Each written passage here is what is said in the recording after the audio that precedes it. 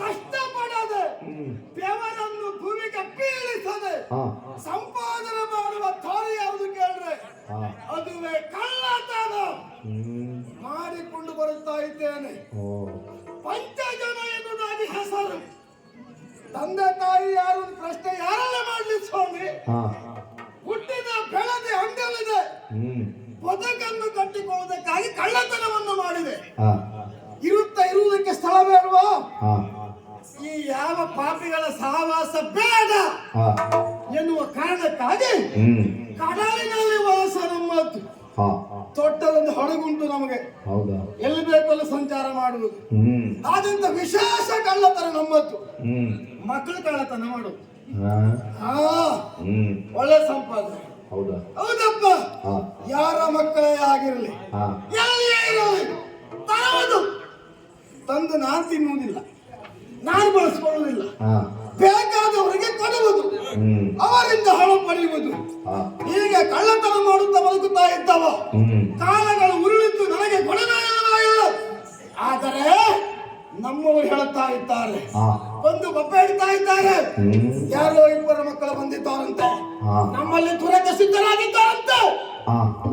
2 ಜನ ಮಕ್ಕಳು ಬಂದ್ರೆ ನಮ್ಮ ಮಕ್ಕಳಿಗೆ ಬರಗಾಲ್ವ ಸ್ವಾಮಿ? ನಾನು ಮಕ್ಕಳು ಹಿಡಿಯುವವನೇ, ಆದ್ರೂ ಮಕ್ಕಳನ್ನು ಸಿದ್ಧಪಡಿಸಿದ್ದೇನೆ. ಅವರಿಂದಲೇ ಅವರು ಏನು ತೋಡ್ಕೊಳ್ತಾರೆ.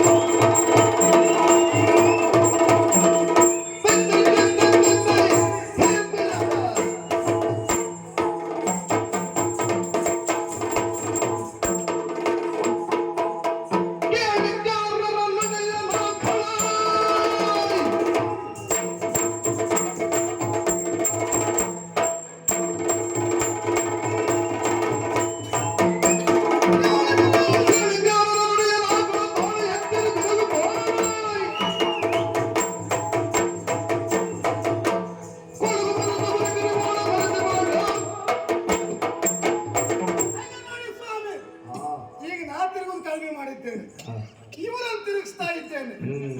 ಮತ್ತೆ ಇವರು ಮುಂದೆ ನಾನು ಹೆಂಗೆ ತಿರುಗಲಿಕ್ಕೆ ಹೋದ್ರೆ ಮತ್ತೆ ನನಗೆ ಕಾಣಿಸುವುದಿಲ್ಲ ಎನ್ನುವುದು ನನಗೆ ಗೊತ್ತು. ಕೇಳಿದ್ರೆ ವರ್ತಮಾನ ಇಬ್ಬರು ಮಕ್ಕಳು ಬಂದಿದ್ದಾರಂತೆ, ನಮ್ಮಲ್ಲಿ ಯುದ್ಧಕ್ಕೆ ಸಿದ್ಧರಾಗಿದ್ದಾರಂತೆ. ಬಂದ ಪಾಪಿಗಳನ್ನು ಬಿಡಬಹುದಾ? ಬಂದವರಿಗೆ ಏನಾದರೂ ಮಾಡಬೇಕು ಅಂತಾದರೆ ಯುದ್ಧಕ್ಕೆ ನಾನು ಸಿದ್ಧನಾಗಿದ್ದೇನೆ. ನಿಮ್ಮ ಅಭಿಪ್ರಾಯ ಏನು?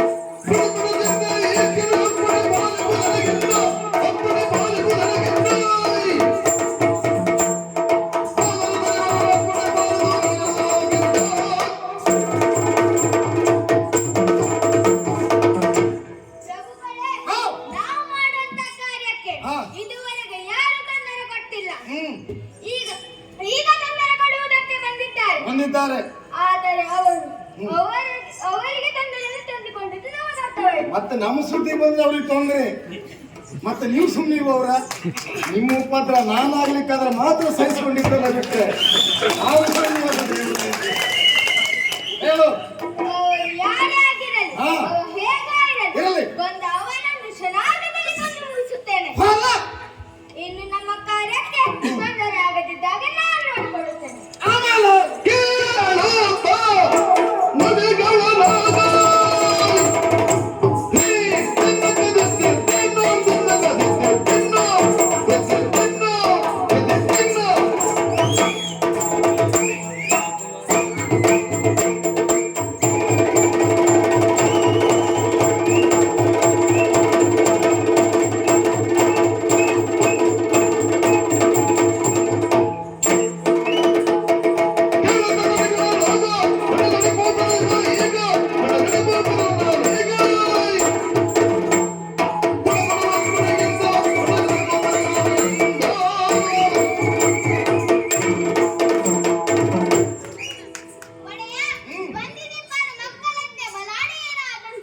ಭಾಗ್ಯರು.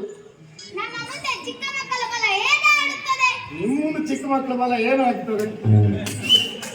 ಅವರು ನಮ್ಮ ಎದುರು ಬಂದಿದ್ದು ಹೇಗಾಯ್ತು ಗೊತ್ತಾ? ಹೇಗಾಯ್ತು? ಸಾಯಿದಕ್ಕೆ ಬೆಕ್ಕಿಗೆ ಆಯುಧವಾಯ್ತು. ಹಾ. ಬಂದವನನ್ನು ಮುರಿದು ಮುಕ್ಕುತ್ತೇನೆ, ಹಾ. ಅವನನ್ನು ಕೊಂದು ಮುಗಿಸುತ್ತೇನೆ. ಪುಟ, ನೀ ಮುರಿದು ಮುಕ್ಕೋದು ಬೇಡ. ನಾನು ಹೇಳ್ತೇನೆ ಕೇಳು. ನಾನು ಒಬ್ರು ಸಿಕ್ಕಿದಾಗ ನನ್ನ ತಲೆ ಹಾಗೆ ನೀವಿಬ್ರು ತಿಂತೀರ ಅಷ್ಟೇ ತಲೆ ತಿನ್ನು. ಆ ಪಾಪಿ ಮಕ್ಕಳು ನಿಮ್ಮ ರಗಳೆ ಬೇಡ ಕೊಡೋಗ್ತಾರೆ.